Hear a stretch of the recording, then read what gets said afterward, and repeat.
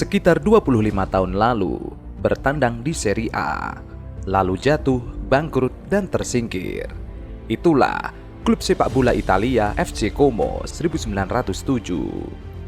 Kejayaan masa lalu itu selalu menghantui klub tersebut. Para fans juga tidak bosan-bosan membicarakan Como di tempat nongkrongnya. Tapi, sejak kepemilikannya diambil alih oleh Jarum Group, FC Como mengalami banyak perubahan di dalam dan di luar lapangan.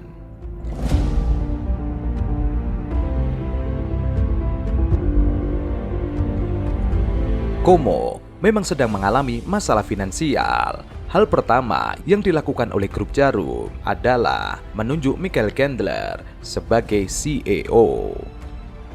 Sudah sangat jelas, belenggu utama dari klub ini adalah tentang utang.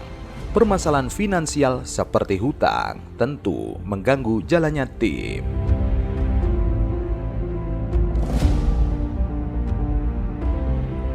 Wartawan lokal bernama Nicola Nancy bercerita kalau klub terpuruk setelah mengalami 2 kali kebangkrutan dalam 1 tahun.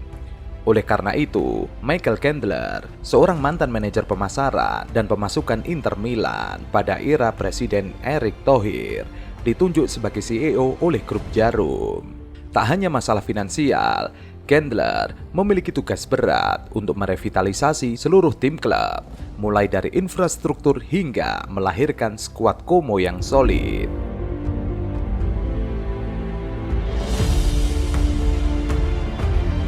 Langkah yang menjadi fokus pertama kali dilakukan Kendler adalah membentuk punggawa Como yang baru.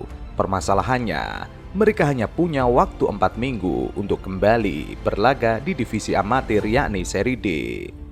Yang menarik, salah satu pemain yang didatangkan oleh Como adalah mantan kriminal asal Maroko bernama Ismail Hamaidat. Nama ini diusulkan oleh direktur sepak bola klub Charlie Ludi. Salah satu alasan kenapa Ismail menjadi incaran karena ia memperkuat Westerlo di Liga Belgia 2 musim sebelumnya.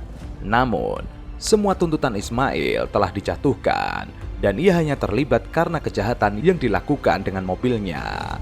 Kendler pun mengatakan bahwa dirinya percaya kepada Charlie karena ia telah mengetahui sepak terjang perjalanan sepak bola dari bawah hingga Serie A. Banyak yang memberikan dukungan kepada Como untuk bangun dari tidurnya. Saat para pemain Como mulai berlaga, fans pun juga berdatangan untuk menyaksikannya.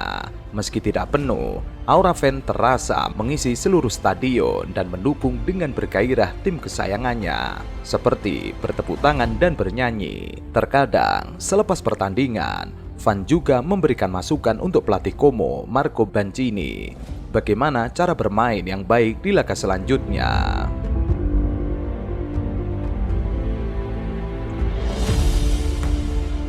Kondisi stadion yang bobrok menjadi hambatan. Dari kepojoran, tembok yang lapuk, dan rumput yang tergenang air, saat hujan turun sangat menghambat perkembangan Como untuk bergerak. Salah satu cara yang dilakukan Kendler adalah berkomunikasi dengan wali kota Como, Stefano Bruni, untuk membuat stadion menjadi lebih baik lagi. Selain itu, fokus Como ke depan adalah bagaimana membentuk sebuah akademi yang bisa melahirkan bibit talenta yang unggul. Tidak menutup kemungkinan Como akan merekrut pemain Indonesia, namun syaratnya adalah Como harus berada di Serie A terlebih dahulu.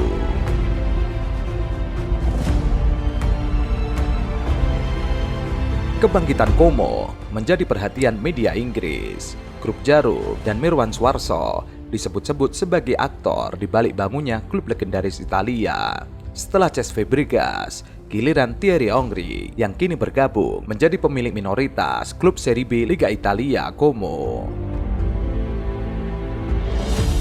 Pengalaman bermain di Italia seolah menjadi salah satu alasan Thierry Henry tergabung dalam proyek yang disebut media Inggris sangat menarik.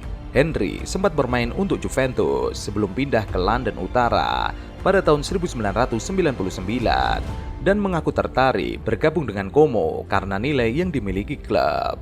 Keuntungan yang didapat klub nantinya akan diinvestasikan di komunitas lokal, membantu pengangguran dan masalah kesehatan. Ada pula rencana dalam memasok bisnis lokal dalam beberapa tahun ke depan. Karena itu, dianggap sebagai investasi yang signifikan.